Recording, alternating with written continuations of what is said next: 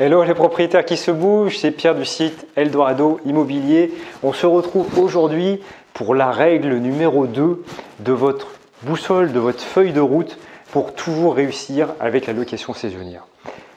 Lors de la précédente vidéo, que je vous invite à voir si vous ne l'avez pas encore vue, on a parlé de la règle numéro 1 qui était la spécialisation.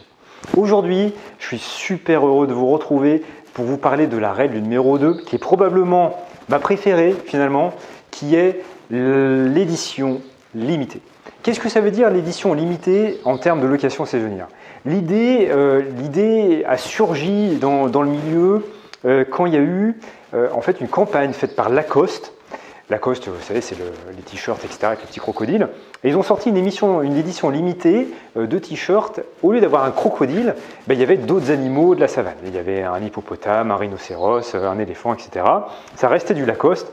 Et ça s'est fait en quantité limitée, en édition limitée. Et ça s'est arraché comme des petits pains à des coûts vraiment énormes. En fait, les gens ne se posaient même pas la question de combien ça coûtait. Ils le voulaient et c'est tout, peu importe le prix.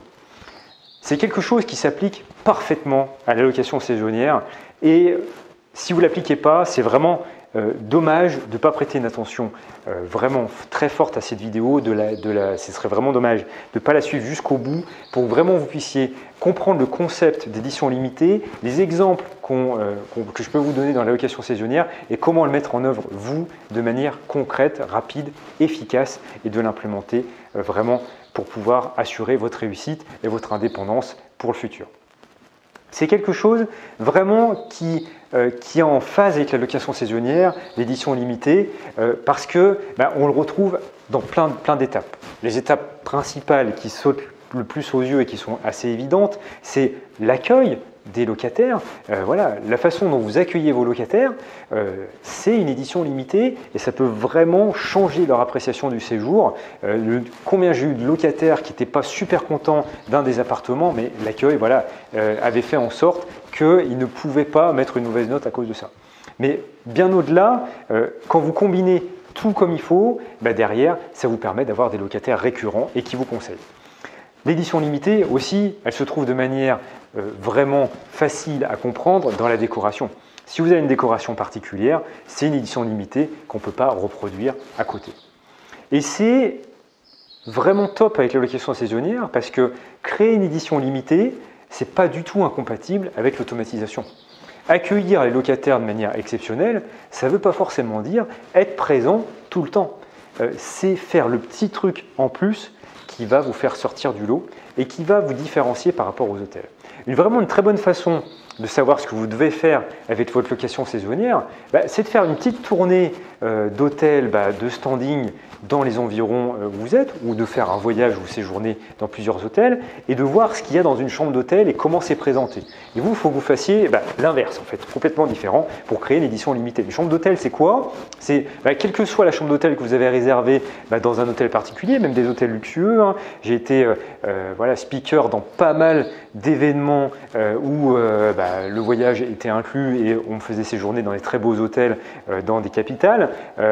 Finalement, chaque chambre est la même. Alors ok, il y a une très belle moquette, il y a un joli tableau, mais en fait quand on va chez le voisin, on se rend compte que le tableau c'est le même, que la moquette c'est la même, que le petit mot d'accueil c'est le même pour tout le monde, tout est pareil pour tout le monde et c'est pas du tout une édition limitée. C'est-à-dire qu'il dessine une chambre d'hôtel et il la duplique pour des centaines et des centaines de chambres d'hôtel. Et ça, si vous faites la même chose, vous allez lutter frontalement avec les hôtels ou avec vos collègues propriétaires de location saisonnière qui n'ont pas connaissance de Eldorado Immobilier et vous allez vous retrouver en concurrence frontale et à lutter sur le prix. Et ce n'est pas du tout ça le but du jeu. En suivant la boussole à travers ces différentes vidéos et les 5 règles que je vous explique, vous pouvez être complètement capable de louer 2 fois plus cher que la moyenne sans que ça pose le moindre problème pour tout le monde. Au contraire, que les clients soient plus satisfaits que la moyenne.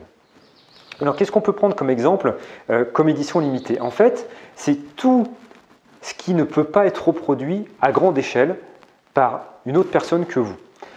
Une bonne façon d'appréhender les choses, c'est de pousser les choses dans le détail. Vous pouvez avoir une location saisonnière qui accepte les animaux. Ça, c'est le niveau de base. Mais si vous faites une location saisonnière qui accepte les animaux, mais en fait les chiens, et que vous mettez un petit panier spécial chien, une écuelle adapté aux chiens, que vous mettez le nécessaire pour ramasser les crottes de chien quand les gens se baladent en ville, etc., etc., que tout est pensé autour du chien comme si vous étiez le propriétaire du chien et que c'était votre appart à vous que vous louiez, et du coup, ça change tout. Je pense qu'on est bien d'accord. Alors, il y a des gens qui vont beaucoup plus loin, et c'est des gens qui font partie du cercle privé, que je vous cite en exemple. Je vais vous citer quelques exemples qui vont vous inspirer pour voir vraiment ce que c'est qu'une édition limitée. Par exemple, le propriétaire qui a créé une maison Star Wars. Donc, il habite à côté, aux États-Unis, à côté d'un parc touristique, comme nous on a le parc Astérix, eux ils ont le parc Star Wars, et donc il a acheté une maison à côté, et il a dessiné tout son intérieur par un décorateur d'intérieur pour faire du Star Wars. Donc il y a la chambre avec le lit flottant, voilà, on a les chambres d'enfants, les enfants dorment dans des capsules spatiales, et tout est dessiné jusqu'au moindre détail pour rappeler la trilogie de Star Wars et le monde de Star Wars. Et en fait, quand les gens veulent séjourner, passer un séjourner à proximité de ce parc touristique, ils tombent sur l'annonce, là principalement sur Airbnb, ils tombent sur cette annonce sur Airbnb, ils ne se disent pas quel est le prix de cette annonce, non, pas du tout. Ils se disent, je veux séjourner ici pour que ma famille ait un séjour extraordinaire, pour pouvoir faire des photos sur Instagram, les montrer à mes copains, les montrer à mes collègues du travail en revenant. Et donc le prix n'a aucune importance. La seule chose qui a de l'importance, c'est pourvu, je croise les doigts, pourvu qu'il y ait de la place disponible pour les dates de mon séjour à moi. Vous voyez, l'esprit de l'édition limitée, ça change tout. Vous êtes un fournisseur de quelque chose d'exceptionnel et les gens viennent vers vous. C'est, pour vous prendre un exemple plus large, c'est ce que Eldorado Immobilier fait. C'est-à-dire que je n'ai pas acheté des listings d'emails à n'en plus finir et envoyé des emails à tout le monde. Vous m'avez trouvé. Vous avez eu un problème avec la location saisonnière, l'investissement, l'exploitation, etc., avec quelque chose en lien avec la location saisonnière. Vous m'avez trouvé sur Internet et derrière, vous avez pu juger de mon expertise et vous me faites confiance par rapport à ça. Et vous, il faut que vous arriviez à faire pareil avec votre location saisonnière. Alors, je vous donne deux exemples assez extraordinaires de ce que certains ont fait de par le monde. En Roumanie, il y a un hôtel qui propose un menu d'oreiller. Et pas un menu classique de restaurant, non, un menu d'oreiller. Vous arrivez dans l'hôtel et vous avez comme un menu de restaurant, mais il y a les différents types d'oreillers. Anti-acariens, mou, dur, mi-dur, etc., etc.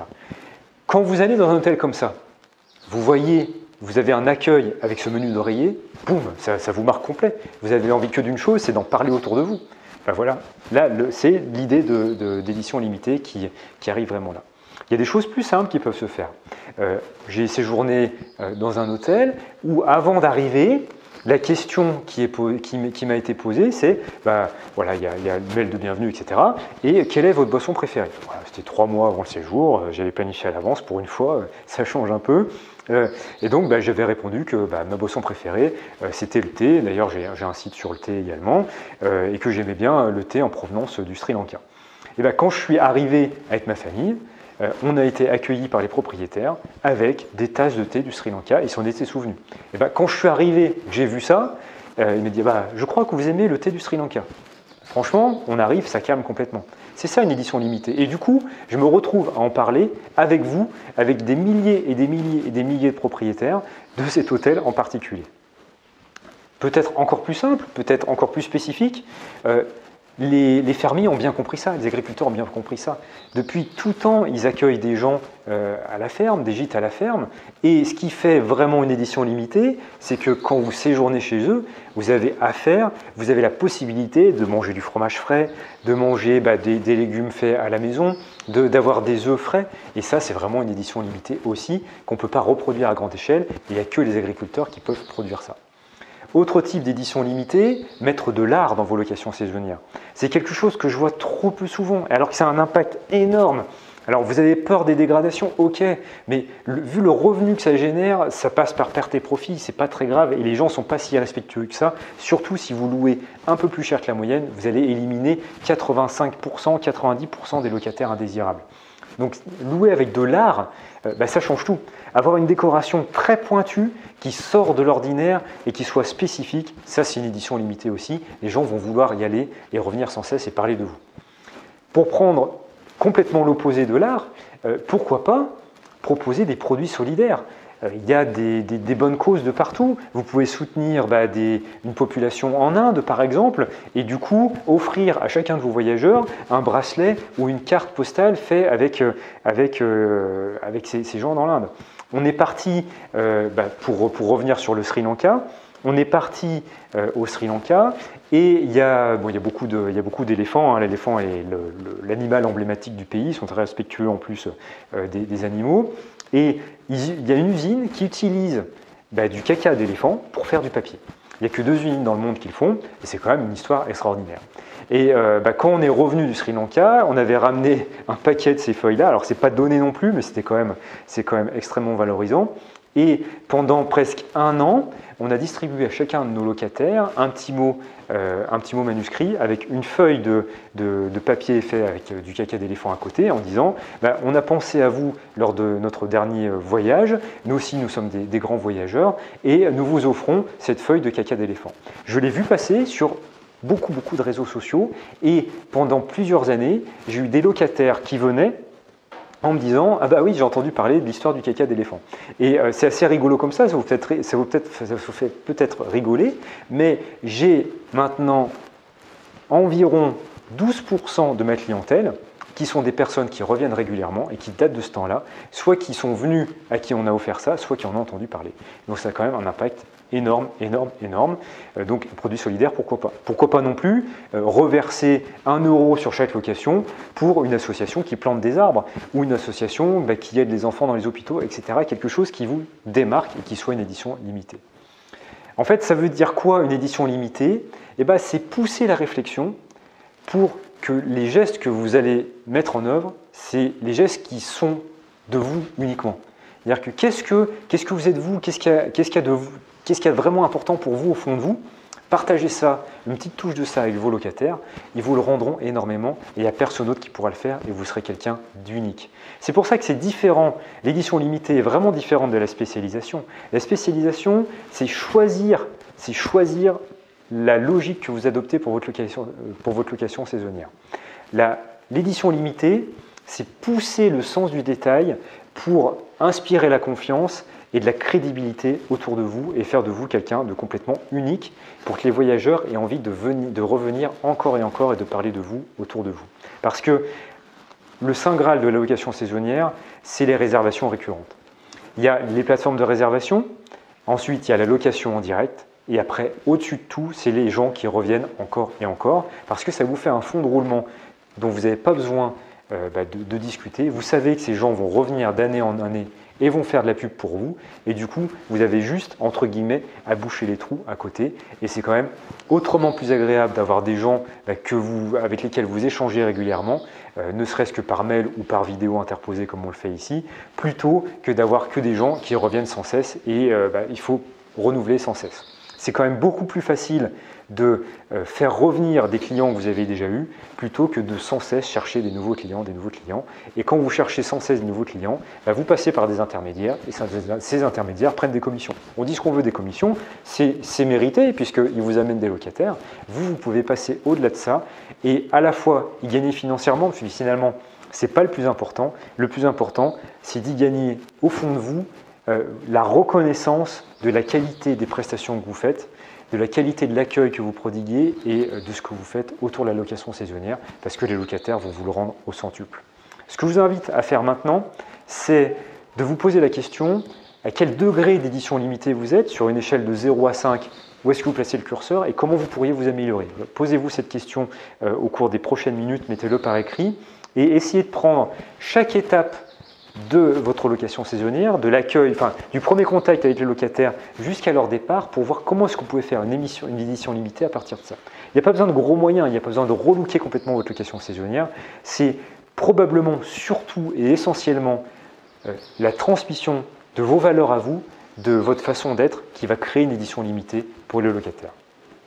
Si cette vidéo vous a plu, mettez un petit pouce vers le haut pour me dire like et m'inciter à en faire des nouvelles. Cliquez sur la petite cloche pour vous abonner à la chaîne de Eldorado Immobilier pour être notifié des prochaines vidéos et aussi être notifié lorsque je serai en live pour répondre directement à vos questions.